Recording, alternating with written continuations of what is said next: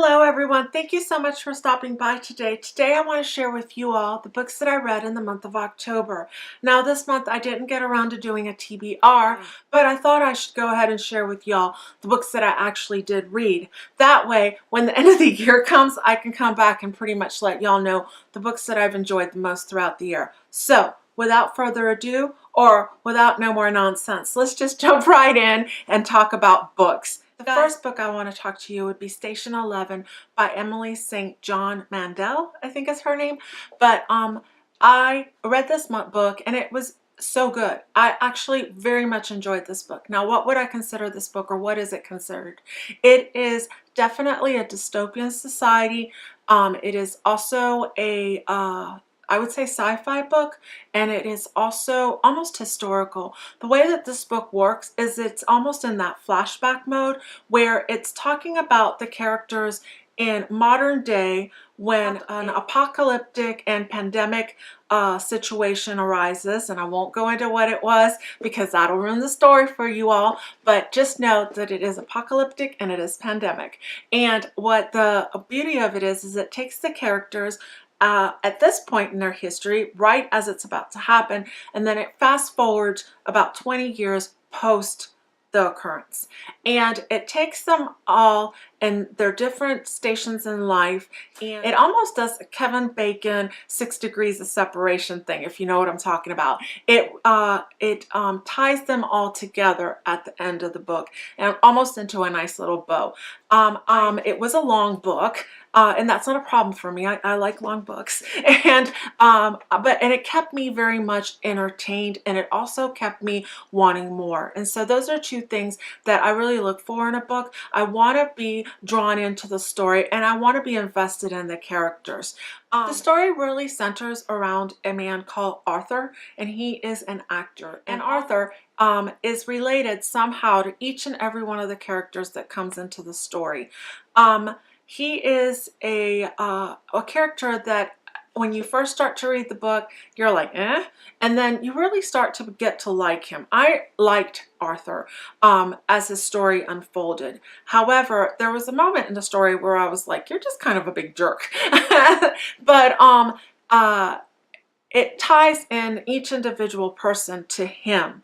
And that does it in the past, and then it also does it as we move into the future. So I guess the first thing that came to mind as I was reading the book was, boy, this would make a really good TV series. Along the line of the series The 100, I enjoyed the first 2 seasons of that series. After that, I kind of lost interest. I think Station 11 would make an amazing TV series. It's got enough in it to really draw you into each character.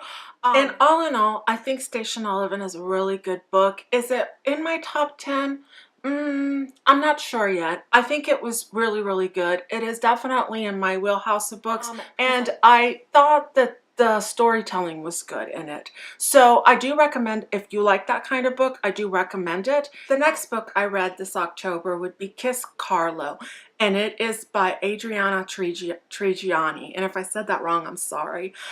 She wrote one of my favorite books last year, which was The Shoemaker's Wife. And so when I saw that this book was available, I was like, oh, I want to go ahead and give it a go, because I really did enjoy her storytelling. She, just like The Shoemaker's Wife, this book is written post-World War II, I think it is, World War I and World War II. It kind of is in that era, and it follows an Italian-American family as they create their roots here in Pennsylvania, in the United States in Pennsylvania, and it also ties it back to a city and a family in Roseto, Italy. I love the way that Adriana Trigiani shares her heritage in her books. I think that it is a beautifully told story. There is a romance in the story, but it is not the main part of the story. She talks a lot in the story about relationships, about sibling relationships, about marriage, about our pride in our history and in our families. So the main character in the story would be Nicky, and Nicky is a young taxi driver from Pennsylvania. He's an orphan, and he was taken in by his mother's family, and they raised him. And his mother's family would be Dom and Joe. Dom and Joe have 3 children of their own. I think it was 3, and they are such a tight-knit and loving family. They are supportive of one another, and they absolutely took Nicky in and made them one of their own. They own a taxi company in the Pennsylvania area, and so a lot of their story is interlaced with, you know, taxi runs, as well as the fact that Nicky discovers his love for acting. There's a character in the story that I fell in love with, and her name was Hortense Mooney. And Hortense Mooney was the telegram specialist at their taxi service. And so she would send them on their runs, but also she was in charge of receiving telegrams and then sending them out as a contract. I think it must have been Western Union. I'm not really sure. I don't remember that. But I loved her character and her friendship with a woman in the story that is, you know, is weaved in. Her name is Mina, and the way that they talk about Italian food and macaroni, I really thought the story was very well told. Is it as good as The Shoemaker's Wife? No. Was it an entertaining read? Yes. Is it a long book? Of course. It's Adriana Trigiani. But is it a story that you feel almost like you know the characters? Of course. It just, at some points, it almost felt like she was really trying really hard to connect all the characters, almost like in Station 11, where everyone, it did like a full circle, almost like the 6 degrees of separation I talked about earlier. That's exactly what happened in Kiss Carlo. So I do recommend the book if you enjoy historical fiction, and especially from that time era, or if you enjoy Italian American stories. I think it's a good book. So if I were to give it a star, let's say I would give The Shoemaker's Wife 4 out of 4 stars, and I would probably give Kiss Carlo 3 out of 4 stars. It's not a bad book, just not as good as The Shoemaker's Wife. And the last book that I read this month would be Persuasion by Jane Austen. And you guys know that I absolutely love British literature. And last month I went back and visited one of my favorite books of all time, which would be Pride and Prejudice. But this month I thought, let's go back and visit another one of Jane Austen's books that I loved when I was much younger, and it was Persuasion. Persuasion centers around the Elliot family. Sir Walter, who is the patriarch of the family, is a very vain, almost self-important kind of man, and he has 2 daughters. He didn't have a son, so he doesn't have a direct heir, and both of his daughters are well over the marrying age, let's put it that way, and they've gone into debt.